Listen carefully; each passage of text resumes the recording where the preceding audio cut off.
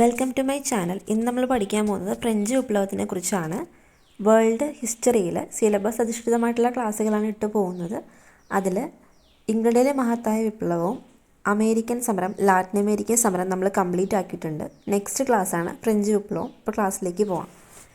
രാജാവിൻ്റെ ഏകാധിപത്യ ഭരണത്തിനെതിരെയും ഉപരിവർഗത്തിൻ്റെ ജന്മിത്വത്തിനെതിരെയും സാമ്പത്തിക സാമൂഹിക അസമത്വത്തിനെതിരെയും 18ാം നൂറ്റാണ്ടിൽ ഫ്രാൻസിൽ ആരംഭിച്ച രാഷ്ട്രീയ സാമൂഹിക കലാപമാണ് ഫ്രഞ്ച് വിപ്ലവം എന്ന് പറയുന്നത്. 17-18 നൂറ്റാണ്ടുകളിൽ ഫ്രാൻസിൻ്റെ അധികാര കേന്ദ്രമായിരുന്നു വേഴ്സായ് കൊട്ടാരം. അപ്പോൾ 17-18 നൂറ്റാണ്ടുകളിൽ ഫ്രാൻസിൻ്റെ അധികാര കേന്ദ്രമായിരുന്നു വേഴ്സായ് കൊട്ടാരം. ഫ്രാൻസ് ഭരിച്ച ലൂയി രാജാക്കന്മാരുടെ വംശമായിരുന്നു ബോർബൺ വംശം. അപ്പോൾ അവരുടെ വംശമാണ് ബോർബൺ വംശം. ഫ്രഞ്ച് സമൂഹത്തെ എസ്റ്റേറ്റുകളായിട്ടാണ് തിരിച്ചിരുന്നത്. അപ്പോൾ ഫ്രഞ്ച് സമൂഹത്തിൽ 3 എസ്റ്റേറ്റുകൾ അവിടെ ഉണ്ടായിരുന്നു. അതിൽ ഒന്നാമത്തെ എസ്റ്റേറ്റാണ് കർഷകരിൽ നിന്നും തിദേ എന്ന പേരിലുള്ള നികുതി പിരിച്ചിരുന്നവരാണ് ഒന്നാമത്തെ എസ്റ്റേറ്റുകാർ. രണ്ടാമത്തെ എസ്റ്റേറ്റുകാരാണ് സൈനിക സേവനം നടത്തുകയും ആഡംബര ജീവിതം നയിക്കുകയും ചെയ്തിരുന്നു. അവരെല്ലാവരും നികുതികളിൽ നിന്ന് ഒഴിവാക്കപ്പെട്ടവരായിരുന്നു. മൂന്നാമത്തെ എസ്റ്റേറ്റാണ് തൈലെ എന്ന പേരുള്ള നികുതി സർക്കാരിന് കൊടുത്തിരുന്നത്. മൂന്നാമത്തെ എസ്റ്റേറ്റ് കൊടുത്തിരുന്ന നികുതിയാണ് തൈലെ. ഒന്നാമത്തെ എസ്റ്റേറ്റുകാർ പിടിച്ചിരുന്നവയാണ് തിദേ. ഇതെല്ലാം തന്നെ പ്രീവിയസ് ആയിട്ട് PSC ചോദിച്ച ക്വസ്റ്റ്യൻസ് ആണ്. സാമ്പത്തിക സാമൂഹിക രാഷ്ട്രീയ അസമത്വങ്ങൾക്കെതിരെ ഫ്രഞ്ച് ജനത ഉയർത്തിയ ശബ്ദമാണ് ഫ്രഞ്ച് വിപ്ലവം. അപ്പോൾ ഇതെല്ലാം ഒന്ന് ശ്രദ്ധിച്ച് പഠിക്കുക. ലൂയി രാജവംശം അല്ലെങ്കിൽ ബോർബൺ വംശമായിരുന്നു അവരുടെ രാജവംശം എന്ന് പറയുന്നത്. 3 എസ്റ്റേറ്റുകളുണ്ട്. ആ 3 പേര് കൊടുത്ത നികുതികളും കാര്യങ്ങളും ഒന്ന് നോക്കുക.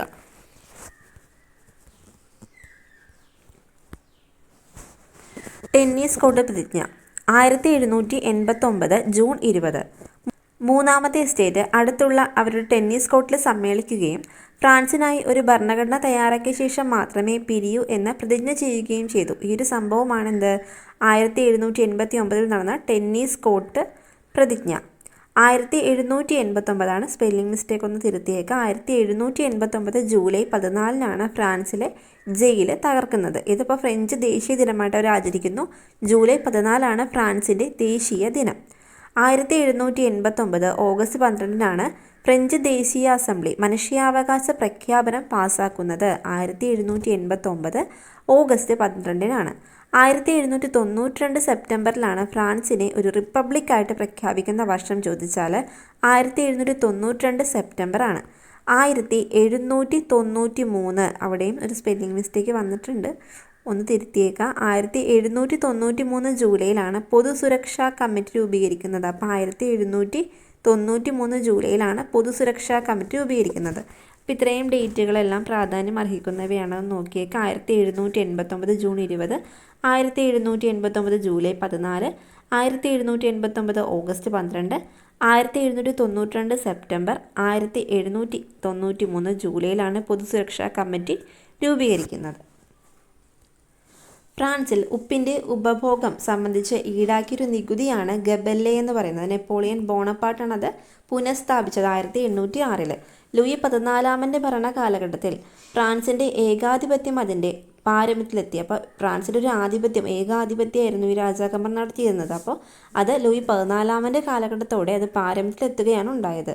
ലൂയി 16 കാലഘട്ടത്തിൽ അദ്ദേഹത്തിൻ്റെ സമർത്ഥനായ മന്ത്രിയായ ട്യൂർഗോ, അപ്പോൾ ഇദ്ദേഹത്തിൻ്റെ പേരാണ് ട്യൂർഗോ, അത് അനേകം ചെലവ് ചുരുക്കൽ പദ്ധതികളൊക്കെ നടപ്പിലാക്കിയിരുന്നു.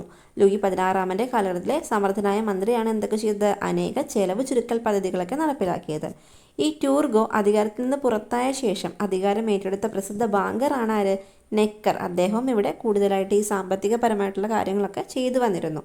1789 ലൂയി 16 ജനപ്രതിനിധി സഭയായിട്ടുള്ള സ്റ്റേറ്റ് ജനറൽ എന്ത് ചെയ്തു? വിളിച്ചു ചേർക്കുന്നു. 1789 സ്റ്റേറ്റ് ജനറൽ വിളിച്ചു ചേർത്തത്. ഇവിടെ വന്നിട്ട് പ്രീവിയസ് ക്വസ്റ്റ്യൻ ആയിരുന്നു, ഇതിന് മുന്നേ എന്നായിരുന്നു സ്റ്റേറ്റ് ജനറൽ വിളിച്ചു ചേർത്തത് എന്നുള്ളത്. അപ്പോൾ 1614 ഇതിന് മുന്നേ ആയിട്ട് ഈ ഒരു സ്റ്റേറ്റ് ജനറൽ വിളിച്ചു ചേർത്തത്. മൂന്നാമത്തെ സ്റ്റേറ്റ് അറിയപ്പെടുന്ന പേരാണ് കോമൺസ് എന്ന് പറയുന്നത്, അല്ലേ? മൂന്നാമത്തെ സ്റ്റേറ്റാണ് കോമൺസ് എന്ന് അറിയപ്പെടുന്നത്. അപ്പോൾ ഇതുമായിട്ട് ബന്ധപ്പെട്ട് ഈ ഗബെല്ലെ ചോദിച്ചിട്ടുണ്ട്. ഉപ്പിൻ്റെ ഉപഭോഗമായിട്ട് ബന്ധപ്പെട്ടൊരു നികുതിയാണ്. അത് പുനഃസ്ഥാപിച്ച നെപ്പോളിയനാണ്. പിന്നെ ലൂയി 16 കാലഘട്ടത്തിൽ വന്നിരുന്ന മന്ത്രിമാരാണ് ട്യൂർഗോയും നെക്കറും ഒക്കെ. അതുപോലെ തന്നെ 1614 1789 എന്ത് ചെയ്തത്? ഈ പറയുന്ന സ്റ്റേറ്റ് ജനറൽ വിളിച്ചു ചേർത്തതെന്ന് ഓർക്കുക.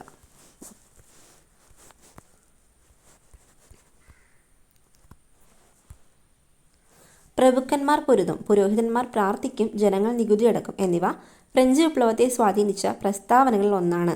അപ്പോൾ പ്രഭുക്കന്മാർ എന്ത് ചെയ്യും? പൊരുതും, പുരോഹിതന്മാർ പ്രാർത്ഥിക്കും, ജനങ്ങളാണ് എന്ത് ചെയ്യുന്നത്? നികുതി അടക്കുന്നത്. ഫ്രഞ്ച് വിപ്ലവത്തിൽ വധിക്കപ്പെട്ട ശാസ്ത്രജ്ഞനാണ് നമുക്കറിയാം ആന്റോണിയോ ലാവോസിയർ. ഇതും ചോദിക്കാറുള്ളൊരു ക്വസ്റ്റ്യൻ തന്നെയാണ്. പുരോഹിതന്മാരുടെ ചൂഷണത്തെ പരിഹസിച്ച ചിന്തകനാണ് വോൾട്ടെയർ. വോൾട്ടെയർ എന്ത് ചെയ്തു? പുരോഹിതന്മാരുടെ ചൂഷണത്തെ അദ്ദേഹം പരിഹസിച്ചിരുന്നു. യുക്തിചിന്ത, സമത്വം, മനുഷ്യസ്നേഹം എന്നിവയെ പ്രോത്സാഹിപ്പിച്ച ചിന്തകനാണ് വോൾട്ടെയർ. അദ്ദേഹം ഈ പുരോഹിതന്മാരുടെ ചൂഷണത്തെയൊക്കെ അദ്ദേഹം പരിഹസിച്ചിട്ട് യുക്തിചിന്ത, സമത്വം, മനുഷ്യസ്നേഹത്തെയൊക്കെ പ്രോത്സാഹിപ്പിച്ചു. ജനാധിപത്യത്തെയും റിപ്പബ്ലിക്കിനെയും പ്രോത്സാഹിപ്പിച്ച മറ്റൊരു ചിന്തകനാണ് മോണ്ടെസ്ക്യൂ. റൂസോ ജനിച്ച രാജ്യമാണ് സ്വിറ്റ്സർലൻഡ്. റൂസോ സ്വിറ്റ്സർലൻഡിലാണ് ജനിക്കുന്നത്. ദ സോഷ്യൽ കോൺട്രാക്ട് എന്ന ഗ്രന്ഥം റൂസോയുടേതാണിത്. ഫ്രഞ്ച് വിപ്ലവത്തിൻ്റെ ബൈബിൾ എന്ന് അറിയപ്പെടുന്നു. സ്വതന്ത്രനായി ജനിക്കുന്ന മനുഷ്യൻ എവിടെയും ചങ്ങലയിലാണ്, ജനങ്ങളാണ് പരമാധികാരി. ഇതും അദ്ദേഹത്തിൻ്റെ വാക്കുകളാണ്. സ്വതന്ത്രനായി ജനിക്കുന്ന മനുഷ്യൻ എവിടെയും ചങ്ങലയിലാണ്, ജനങ്ങളാണ് പരമാധികാരി എന്നൊക്കെ പറഞ്ഞത് ആരാണ്? റൂസോയാണ്. കൂടാതെ തന്നെ സോഷ്യൽ കോൺട്രാക്ട് അദ്ദേഹത്തിൻ്റെ ഒരു പുസ്തകം കൂടിയാണ്. ഗവൺമെൻറ്റിനെ കാര്യനിർവഹണം, നിയമനിർമ്മാണം, നീതിന്യായം എന്നീ 3 വിഭാഗങ്ങളായി തിരിക്കണമെന്ന് വാദിച്ച വ്യക്തിയാണ് ആര്?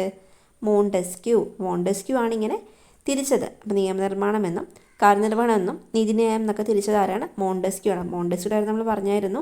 അദ്ദേഹമാണ് ജനാധിപത്യത്തെയും റിപ്പബ്ലിക്കിനെയൊക്കെ പ്രോത്സാഹിപ്പിച്ച വ്യക്തിയാണ്. ഈ കാര്യങ്ങളെല്ലാം തന്നെ PSC നമുക്ക് സ്റ്റേറ്റ്മെൻ്റ് ആയിട്ടോ അല്ലാതെയൊക്കെ ചോദിച്ച ക്വസ്റ്റ്യൻസ് ആണ്. അപ്പോൾ ശ്രദ്ധിച്ച് നോട്ട് ചെയ്ത് പഠിക്കുക. ഇതുമായിട്ട് ബന്ധപ്പെട്ട് കുറച്ച് കോട്ടിങ്സ് ഉണ്ട് നമുക്ക് പഠിക്കേണ്ടതായിട്ട്. എനിക്ക് ശേഷം പ്രളയം എന്നുള്ളത് ലൂയി 15-ാമൻ്റെയാണ്. പ്രളയം 15-ാമൻ. അതുപോലെ ഞാനാണ് രാഷ്ട്രം ലൂയി 14-ാമനാണ്. ഞാനാണ് രാഷ്ട്രം ലൂയി 14-ാമൻ. ഫ്രാൻസ് തുമ്മിയാൽ യൂറോപ്പിലാകെ ജലദോഷം പിടിക്കും എന്ന് പറഞ്ഞതാരാണ്? മെറ്റേർണിയാണ്. മെറ്റേർണിയാണ് അങ്ങനെ പറഞ്ഞത്. ഫ്രഞ്ച് വിപ്ലവം സ്വാധീനം ചെലുത്തിയ ഇന്ത്യൻ ഭരണാധികാരിയാണ് ടിപ്പു സുൽത്താൻ. ടിപ്പു സുൽത്താനാണ് ഇതുമായിട്ട് ബന്ധപ്പെട്ട ഇന്ത്യൻ ഭരണാധികാരി. നെപ്പോളിയൻ ബോണപ്പാർട്ട് ജനിച്ചത് 1769 ഓഗസ്റ്റ് 15-ലാണ്. നെപ്പോളിയൻ ബോണപ്പാർട്ടുമായിട്ട് ബന്ധപ്പെട്ട കാര്യങ്ങളെല്ലാം തന്നെ പ്രീവിയസ് ആയിട്ട് ചോദിക്കാറുള്ളതാണ്. ഇദ്ദേഹമാണ് നെപ്പോളിയൻ ബോണപ്പാർട്ട്. 1769 ഓഗസ്റ്റ് 15-നാണ് അദ്ദേഹം ജനിക്കുന്നത്. ആധുനിക ഫ്രാൻസിൻ്റെ ശില്പി, ഫ്രഞ്ച് വിപ്ലവത്തിൻ്റെ ശിശു, ലിറ്റിൽ കോർപ്പറൽ. ഈ 3 കാര്യങ്ങളും ഇമ്പോർട്ടൻ്റ് ആയിട്ട് നിങ്ങൾ മനസ്സിലാക്കി വയ്ക്കുക. ആരാണിത്? നെപ്പോളിയൻ ബോണപ്പാർട്ടാണ്. ആധുനിക ഫ്രാൻസിൻ്റെ ശില്പിയാണ് അദ്ദേഹം. ഫ്രഞ്ച് വിപ്ലവത്തിൻ്റെ ശിശുവാണ്. ലിറ്റിൽ കോർപ്പറലാണ്. നെപ്പോളിയൻ ഫ്രാൻസിൻ്റെ അധികാരം പിടിച്ചെടുത്ത വർഷം 1799. പ്രീവിയസ് ആണ് ഈ ക്വസ്റ്റ്യൻ. അതുപോലെ 1769 ജനനം, 1799 അധികാരം പിടിച്ചെടുക്കുന്നു. നെപ്പോളിയൻ ഫ്രാൻസിൻ്റെ ചക്രവർത്തിയായി സ്വയം പ്രഖ്യാപിച്ച വർഷമാണ് 1806. നെപ്പോളിയൻ ഫ്രാൻസിൻ്റെ ചക്രവർത്തിയായി സ്വയം പ്രഖ്യാപിച്ച വർഷം ഏതാണ്?